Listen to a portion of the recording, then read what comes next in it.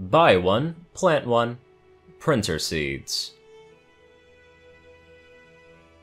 I was in the middle of installing a new hard drive in a desktop when my phone rang. Instead of letting it go to voicemail right away, I glanced over at the display, and for once, it wasn't a scammer telling me that the warranty on my car was about to expire. It was a friend. I set down my screwdriver and pushed the green phone icon. Terrence. Hey, it's Sprout. I know it's a Saturday, and I hate to bother you on your day off, but I got a bit of a problem over here. What kind of a problem? Well, it's a printer problem. Printer. Got it. I'm in the middle of a build. Is it urgent? Not super urgent, She said. I don't want to pull you away from paying work, but... Gotcha. Let me just wrap this up and I'll head on over. Thanks. I heard a couple of clunks and a few random beeps as she tried to disconnect the call and finally succeeded. Sprout had mixed luck when it came to human tech. I'd shown her the advantages of a computer versus the clunky pony typewriter that she'd been using, and she actually understood that rather quickly. We had to do some experimenting when it came to input devices, finally settling on a stylus for mousing purposes, and a combination of a weird sliding platter keyboard along with voice-to-text. Sprout was generally smart enough to not fool around with settings. She kept a printed sheet next to her keyboard to remind her how to get into infrequently used programs, and had desktop shortcuts for the commonly used ones. Overall, of all the friends I provided tech support for, she was the least likely to download a virus or manage to somehow delete something that she relied on.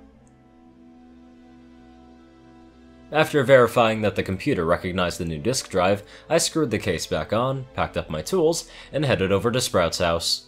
She lived on the northern side of town, in a sleepy little neighborhood with big trees and large lawns. It was a little too rural for my tastes, but it suited her well.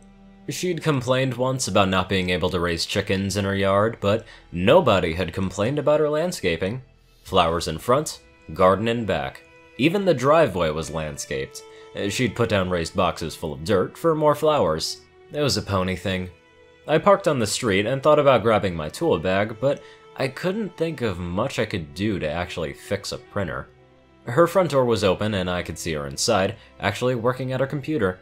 She'd put it in the living room because she liked being able to see out the big bay window into her yard when she worked, and I couldn't fault her for that. I knocked on the screen door to be polite, and she turned her head. Oh, hi Terrence. Come in. Thanks. I thumbed the latch and pulled it open, then walked across the living room. So you said a printer problem? What's wrong? It won't print? Sprout glanced over at her printer. Oh, no. This one works fine. That's not the problem, though. Hold on, I gotta save this. She picked up the stylus and clicked the screen. It's out back. Out back. Right. So, last month I was at Office Max getting some more paper and a new printer seat, because the old one stopped working. I nodded and followed her down the hallway. She called the ink cartridges printer seeds, and it was too adorable to correct her. She knew the part number and knew how to buy them, so it was a harmless little thing. And I usually put them in the little envelopes and send them back, like you're supposed to. You can just return them directly to Office Max, I said. I was pretty sure that they took them. They do? Then, wait, how come they have mail-in envelopes folded up in the package? For if you get them somewhere else, like a Walmart or whatever. Oh. Her back door was also open, and as soon as I got a look at her garden, I saw the problem. How does this even happen? Her ears drooped. Well, I was hoping that you could tell me. Well, it's not like printers grow on trees, I muttered. No, that's a vine. Yes, a vine. Of course it is. I felt like I was in a daze as I walked down her back porch steps. I was expecting a tree, and that's what the sign said, and that's why I planted it where I did. Even if the printer seeds are obviously from tubers, but that's not what the picture showed. I only vaguely registered what she was saying. Her whole backyard had been given over to rows of plants, less neatly arranged than a typical human garden would have been. Not that it was orderly, because it was. She didn't believe in segregating crops like most humans did. She put plants that got along next to each other, so she had beanstalks climbing her corn stalks, sunflowers presiding over tomato cages, pasture grasses around the fruit trees, and, well, so on. Sticking out like a sore thumb was a thick vine, trailing across a patch of clover. And sprouting from that vine were dozens of printers, small units towards the narrow end of the vine all the way down to a fully featured commercial laser unit near where the vine poked through the ground. There was no way this wasn't an elaborate prank. There was no way it could be anything but. Her friends or my friends had just set it up just to mess with me. Except that the cases were soft and pliable. And the writing on them wasn't even in English. The smaller printers just looked like full-size printers which had been shrunken down or not even matured yet. Except that they were very clearly attached to the vine and there was an unmistakable greenness to most of the plastic. If it even was plastic. Is this what normally happens?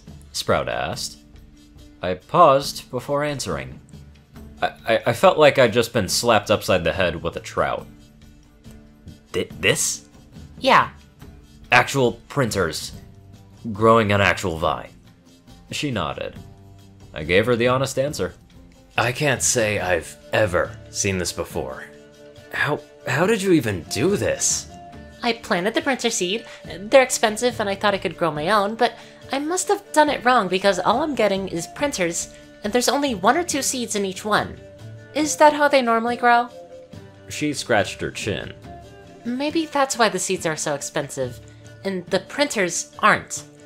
Or maybe it was the wrong kind.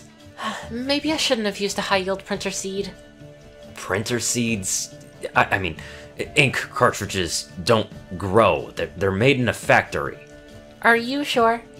I looked back over at the printer vine and its crop of half-ripe printers.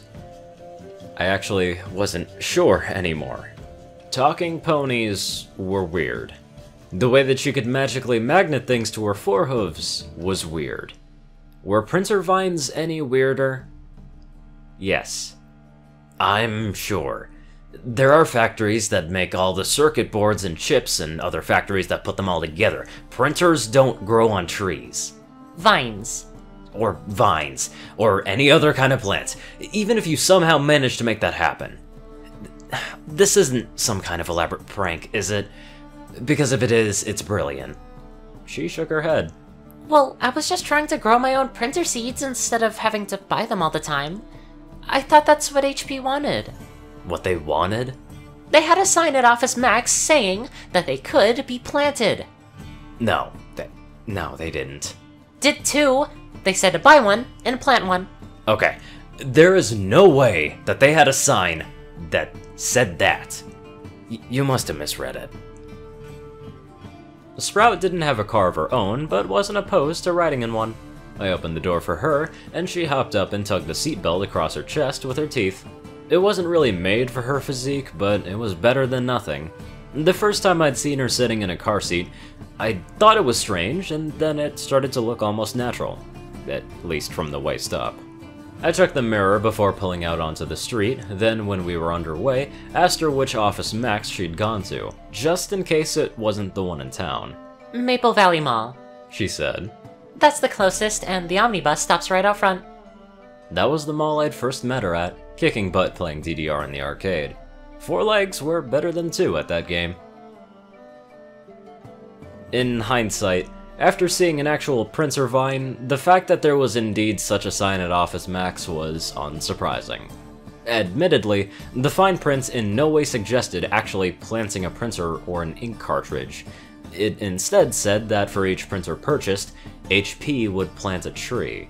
Just the same, I had earned Sprout's stuck-out tongue and bowed my head in defeat. I ought to go in there and complain, she said. I tried to imagine how that would go, eventually deciding that as entertaining as it would be, it was the best to dissuade her. No, don't do that. It's not their fault. They get their ads from someone else. Besides, were you really harmed by your little experiment? Well, not really. She leaned back in the seat. Just some wasted time. What am I gonna do with all those printers, though? You know, I could only imagine what the future might bring to us, because you never know. That, somehow, might actually happen. Anyway, I'd love to give a very special thank you to my not-so-strange donators. Yoshi Super Saiyan 2, Peter Coulthard, Dash of Evergreen, Dresdon, Dospo, RuneScythe 9852, CourierCruz CI, Dwight Cornel, Gagi, Secret Moon, Ryanny Dragonwolf, Starlight Glimmer, David D. Sanchez, Trey, Pokekiller Zach, Soul Dragon, Dak Britton, and Joe Piercy. Thank you all very much for watching this video, and I will see you all in the next one.